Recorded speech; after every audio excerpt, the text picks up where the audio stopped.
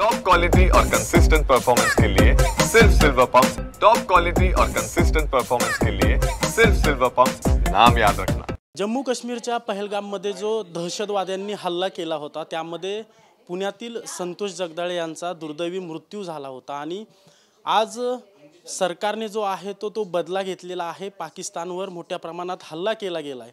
मी सध्या संतोष जगदाळे यांच्या घरी आहे, त्यांच्या पत्नी माझ्यासोबत आहे। ताई, आज पाकिस्तानवर मोठा हल्ला जो आहे तो आपल्या आर्मीने केलेला आहे, तुम्ही हे कधी समजलं तुम्हाला? मला सकाळी 5 वाजता माझ्या भावाचा फोन आला की अगं टीव्ही लाव, पाकिस्तानवरती हल्ला केलाय। आम्ही खडबडून बाहेर आलो आणि टीव्ही लावला तर त्याच्यामध्ये आम्हाला दिसलं न्यूज की पाकिस्तानच्या 9 तळांवरती, त्या दहशतवादी तळांवरती हल्ला झालाय। आणि त्याच्यानंतर मी वाचलं की ऑपरेशन सिंदूर। जेव्हा तो ऑपरेशन सिंदूर नाव वाचल्यानंतर मला एकदम असं भरून आलं की मोदी सरांना कसं जाणवलं असेल की ऑपरेशन सिंदूर नाव द्यावं। तेव्हा मला जाणवलं की आम्ही त्यांच्या मुली आहोत।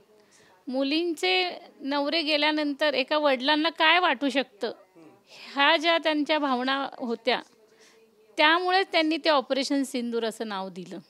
आणि मला पूर्ण खात्री होती की ते नक्की त्याच्यासाठी म्हणजे ते प्रत्युत्तर देणारच।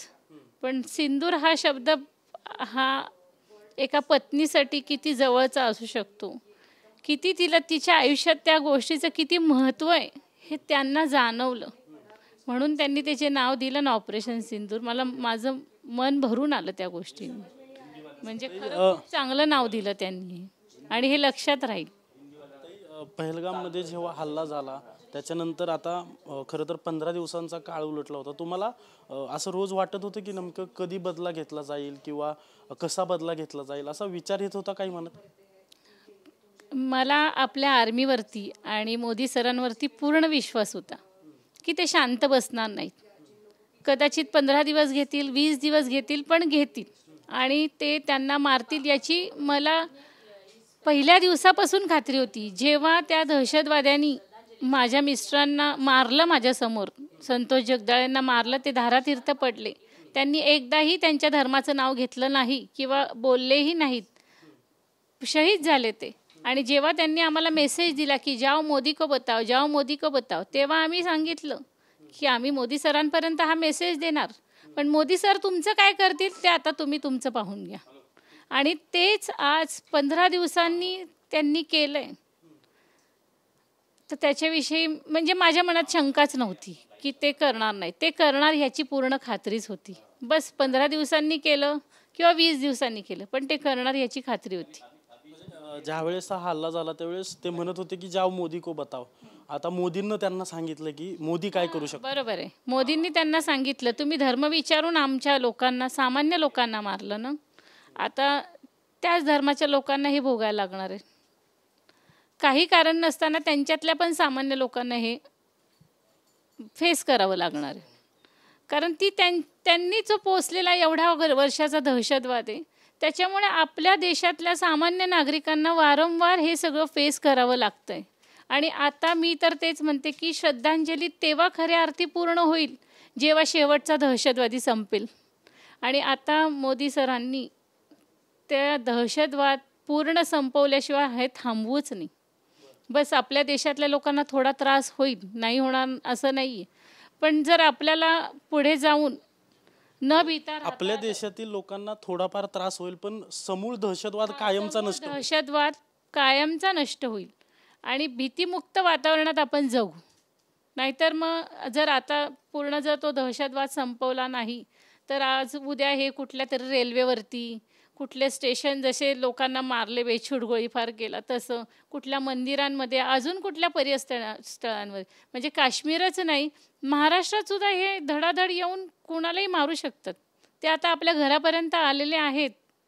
जेव्हा 26/11चा हल्ला झाला तेव्हाही ते घरापर्यंत आले होते आणि आता तर ते अजूनच जास्त तीव्र झालेत। तर ते त्यांचा त्यांना समूळ नष्ट करणे हा एकच उपाय आणि तो मोदी सरांनी करावं हीच माझी त्यांच्याकडे विनंती। तेव्हा माझ्या नवऱ्याला खऱ्या अर्थी श्रद्धांजली मिळेल। म्हणजे मी तुम्हाला सांगते की त्यांच्यापर्यंत हा मेसेज पोचवा. म्हणजे पहलगाममध्ये जो हल्ला झाला त्यामध्ये 26 निष्पाप लोकांचा यामध्ये बळी गेला होता. त्यांना आज काही 30 लोक गेलेत. ह्या 30 लोकांना आज काही अर्थाने का होईना पण श्रद्धांजली. आम्हाला आनंद झाला की त्यांनी ही सुरुवात केली आहे, पण श्रद्धांजली तेव्हाच पूर्ण होईल जेव्हा समूळ ते त्यांचा नायनाट करतील. माझ्यासोबत संतोष जगदाळेंची मुलगी आसावरी देखील आहे. ताई, सरकारने आता थोडीशी पुढे येशील. सरकारने आता ऑपरेशन सिंदूर मध्यरात्रीपासून सुरू केलेलं आहे. सरकारला त्यासाठी मी थँक्यू म्हणेन, कारण 15 दिवसाच्या आतच त्यांनी पाकिस्तानला उत्तर दिलं आहे, दहशतवाद्यांना उत्तर दिलं आहे की तुम्ही आमच्यावर मागून मार करता, आम्ही तुम्हाला समोरून मारणार. आणि मला असं वाटतं हे तोपर्यंत थांबू नये जोपर्यंत दहशतवाद पूर्णपणे संपत नाही, कारण जे आमच्यासोबत घडलं ते पुन्हा कधीच कुठल्याच परिवारासोबत घडू नये हीच माझी आधीपासूनच सरकारला हेच मी म्हणाली आहे. किंवा प्रत्येक वेळेला जेव्हा पण माझ्याकडनं स्टेटमेंट्स मागितलेत मीडियाने तेव्हा पण प्रत्येक वेळेला मी हेच सांगितलं आहे की जे आमच्यासोबत घडलं ते पुन्हा कुणाच सोबत कधी घडू नये भविष्यात, ह्याच्यासाठीच तुम्ही प्रयत्न करा. आणि मला असं वाटतं ही सुरुवात आहे. हे जे उत्तर आज भारताने दिलं आहे पाकिस्तानाला, मला असं वाटतं ही एक सुरुवात आहे या सगळ्याचा एंड करण्याची, टुवर्ड्स एंड ऑफ ऑल दिस. ही एक सुरुवात आहे. आणि मला असं वाटतं की म्हणजे जे ते म्हणत होते ना की जाओ मोदी को बताओ, हमने मोदी को बता दिया और मोदी ने आपका जवाब भी दे दिया, असं मला वाटतं. आणि ही खऱ्या अर्थी माझ्या वडिलांसकट जेवढी पण लोक त्या 22 एप्रिलच्या हल्ल्यात शहीद झाले, वीर मरण त्यांना आलं, त्या सगळ्यांसाठी आज ही भारत सरकारकडनं दिलेली श्रद्धांजली आहे. भारत सरकारने बदला घ्यायला तर सुरुवात केलीच आहे मध्यरात्री, पण महत्त्वाचं म्हणजे या सगळ्या कारवाईला ऑपरेशन सिंदूर असं नाव दिलंय. म्हणजे सिंदूर, विशेष करून सिंदूर हे नाव दिलं गेलंय. जेव्हा ही 26 लोक गेली होती त्या हल्ल्यामध्ये, त्यानंतर त्यांना श्रद्धांजली व्हायला अमित शहाजी आले होते. अमित शहा सर जेव्हा आले तेव्हा सर्व स्त्रियांचा आक्रोश चालू होता की आमच्या हजबंड्सला, आमच्या नवऱ्यांना मारलं आहे. म्हणजे एक प्रकारे सिंदूर मिटवलं गेलं होतं.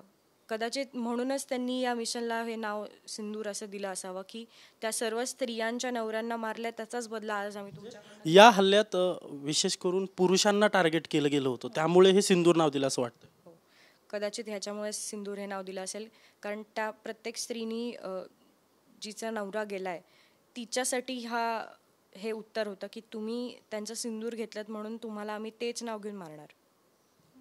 ज्या वेळेस हा सगळा हल्ला झाला तू देखील तिथं होती, त्यानंतर तुम्ही इकडे आला, सगळं झालं, पण तुला कुठेतरी वाटत होतं की सरकारने लवकरात लवकर याचा बदला घ्यावा आणि तो इतका स्ट्रॉंगली घ्यावा की पाकिस्तानला धडा शिकवला पाहिजे? मला माहिती होतं की सरकार याचा बदला घेईल, कारण भारत स्वतःहून कधी कुणाला नडलेला नाही आहे, पण म्हणून आपण शांत पण कधी बसलेलो नाही आहे. आपण प्रत्येक वेळेला त्यांना उत्तर दिलेलं आहे, कारण प्रत्येक वेळेला आपण शांततेचाच विचार केला आहे, पण त्यांनी तसं केलेलं नाही, आपल्यावर मागून नेहमी वार केलेलं आहे. मला म्हणजे ज्या दिवशी हे घडलं त्याच्यानंतर जेव्हा मी पुण्यात आलो, बऱ्याच लोकांशी आम्ही बोललो, प्रत्येकाकडनं आम्हाला हे आश्वासन मिळत होतं की सगळं नीट होईल. आणि बॅक ऑफ द माइंड मला हेच वाटायचं की नीट तेव्हाच होईल जेव्हा ह्याचं उत्तर भारत देईल. आणि मला असं वाटतं आज नंतर कदाचित खऱ्या अर्थी आम्हाला शांततेत झोप लागेल की भारताने शांत न बसता या सगळ्यावर उत्तर दिलेलं आहे.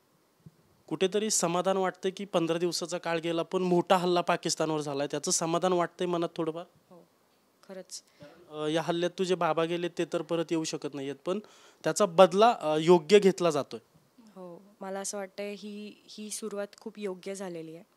आणि जोपर्यंत दहशतवाद पूर्णपणे संपत नाही तोपर्यंत हे व्हावं, म्हणजे ह्याच्यावर भारताने त्यांना कळावं की आपण किती चुकलोय, आपल्याकडनं किती मोठी चूक झाली आहे की आपण सामान्य माणसांना त्रास दिलाय. आपण नेहमी शांतच राहिलोय की आपण स्वतःहून कधी कोणाला त्रास नाही दिला. भारत देश हा असा देश आहे की ज्यांनी प्रत्येकाला एक्सेप्टच केलेलं आहे, कधी कोणासोबत चुकीचं वागणूक भारताने केलेली नाही आहे. पण जर तुम्ही आमच्याशी चुकीचं वागला तर आम्ही शांत बसणार नाही, हे जे उत्तर आज भारताने दिले ते खूप गरजेचं होतं.